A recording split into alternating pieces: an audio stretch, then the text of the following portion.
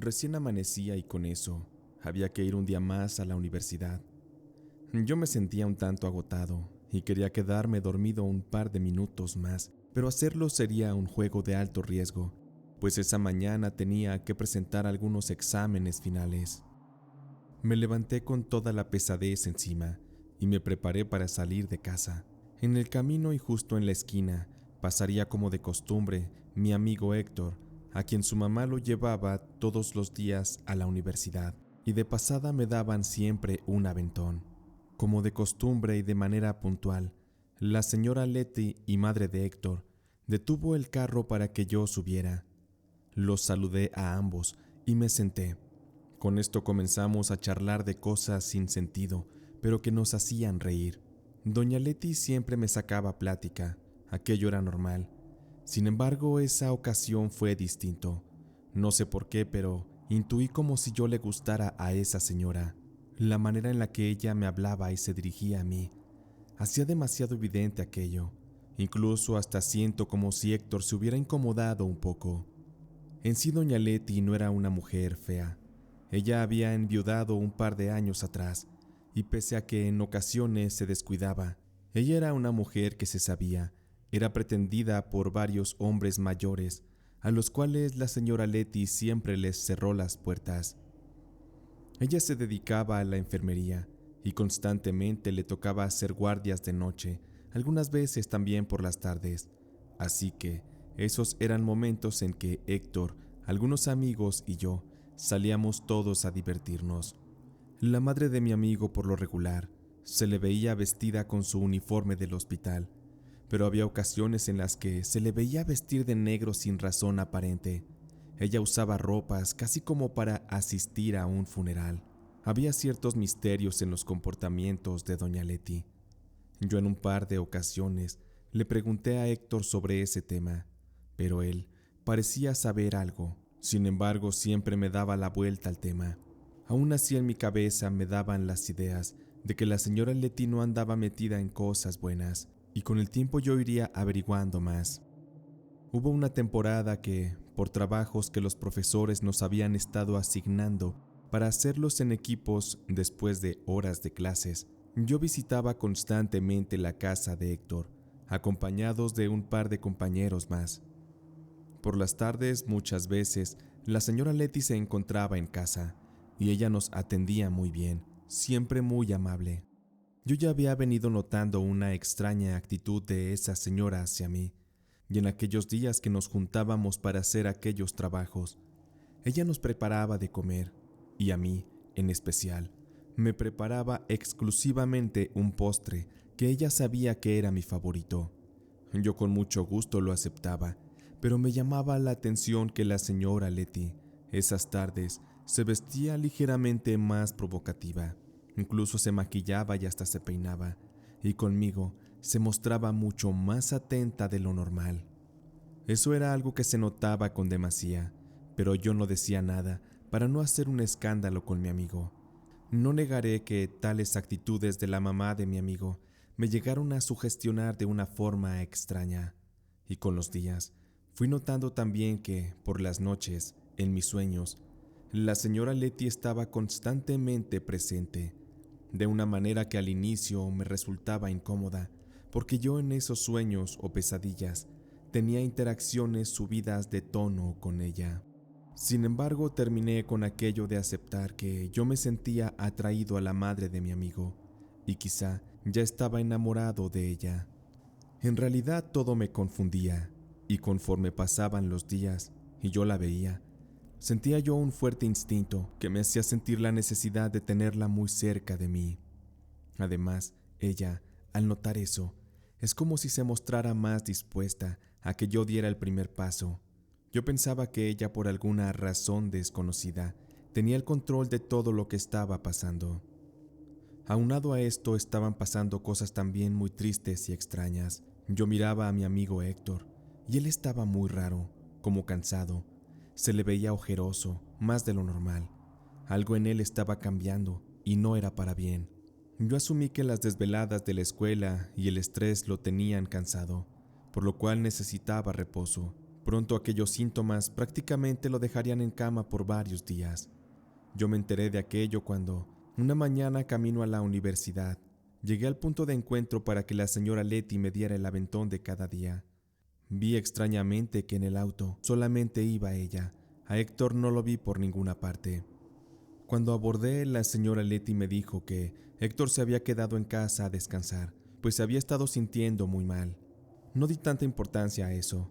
Asumía yo que mi amigo mejoraría si es que descansaba un poco, pero de ir en el camino, yo comencé a sentir que, al estar esa señora a solas conmigo, era peligroso, porque yo podría caer en la tentación de insinuarle algo de lo que me podría arrepentir.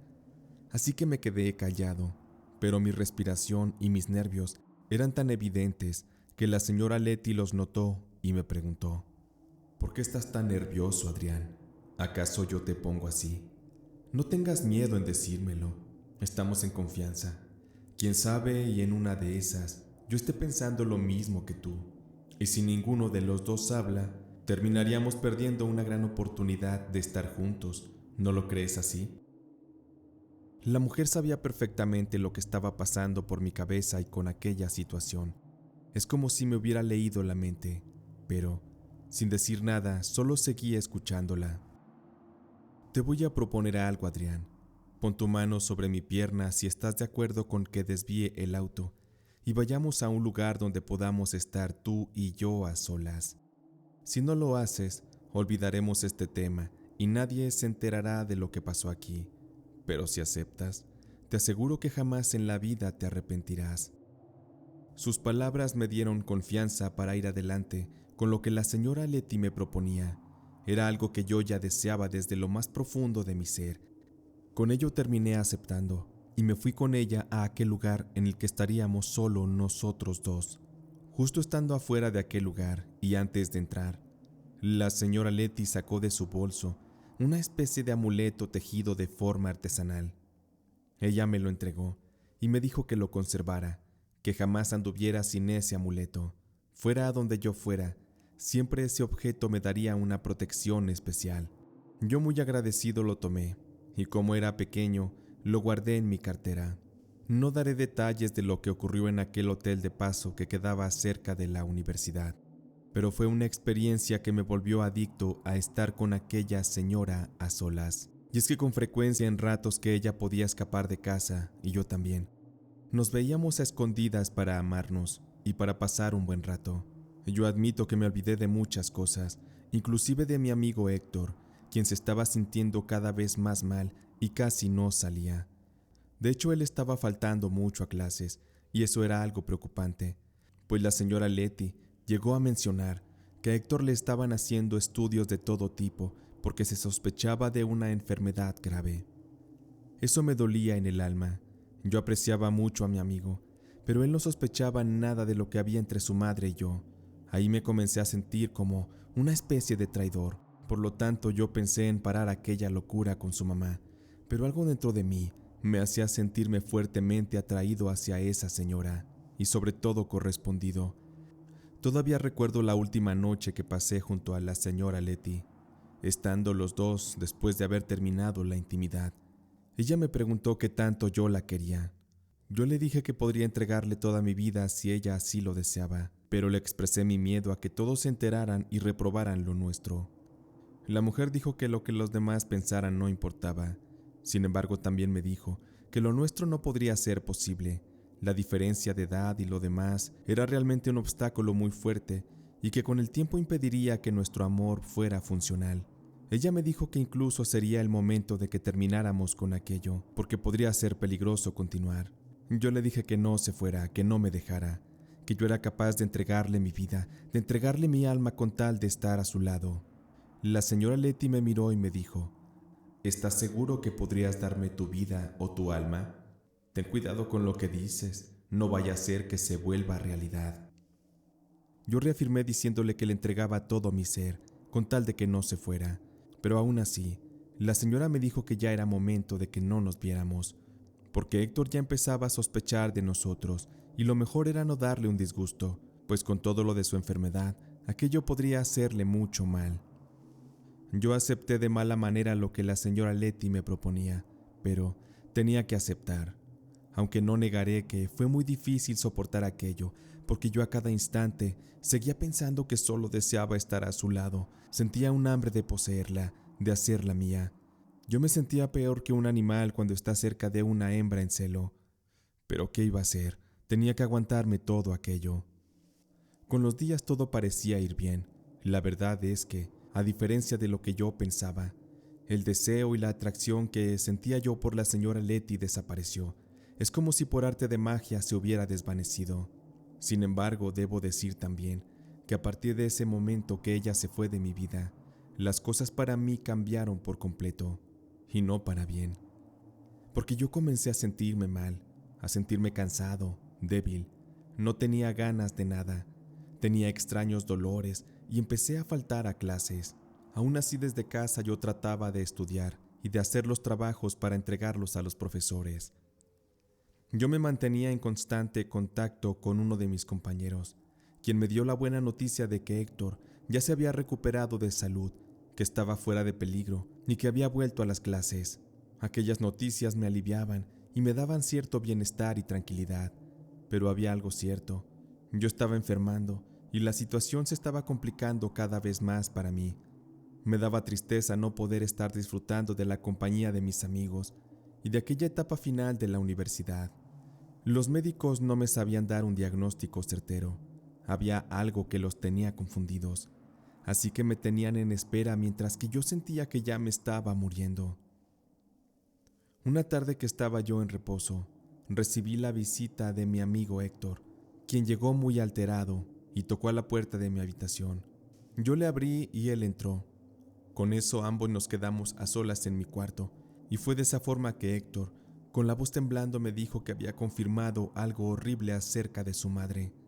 Héctor estaba muy nervioso, pero aún así, él me dijo que, desde hacía tiempo, sospechaba que su mamá estaba metida en cosas de brujería, pero nunca lo quiso aceptar. Sin embargo, Héctor había estado notando comportamientos más raros de su mamá en los últimos días. Esto llevó a Héctor a espiarla, y fue así que él se dio cuenta que la señora Letty tenía algo oculto en uno de los cajones de su cómoda, uno que estaba siempre cerrado bajo llave. Héctor me contó que una noche que la señora Letty estaba haciendo algo extraño en su habitación, él pegó el oído a la puerta y escuchó cómo su mamá abrió aquel cajón con una llave especial, y después comenzó a rezar cosas muy raras y a hacer peticiones para algunos de los pacientes enfermos a los que ella atendía. Es como si su madre le pidiera a alguna fuerza oscura que los curara, que los aliviara. También Jorge me dijo muy preocupado que él escuchó cómo su madre agradecía a aquellas fuerzas oscuras por haberle salvado la vida. Después de aquello, Jorge, con el puro oído, seguía escuchando cómo su madre cerraba de nuevo aquel cajón con llave, y se escuchó también como si esa llave la hubiera guardado en algún espacio oculto de esa misma cómoda. Héctor tuvo que irse a su cuarto caminando muy despacio y esperó al día siguiente, que a su madre le tocaba trabajar por la tarde, para así él ir directo al cuarto a averiguar qué estaba pasando. Con cuidado de no dejar rastro, Héctor se puso a revisar aquella cómoda de todo a todo, y así fue que por la parte de atrás encontró una pequeña hendidura donde apenas cabía aquella llave y se podía ocultar muy bien. Con la ayuda de un pasador, Héctor logró sacar aquella llave para así, por fin, revelar qué había en aquel cajón de la cómoda que guardaba tantos secretos de la señora Letty.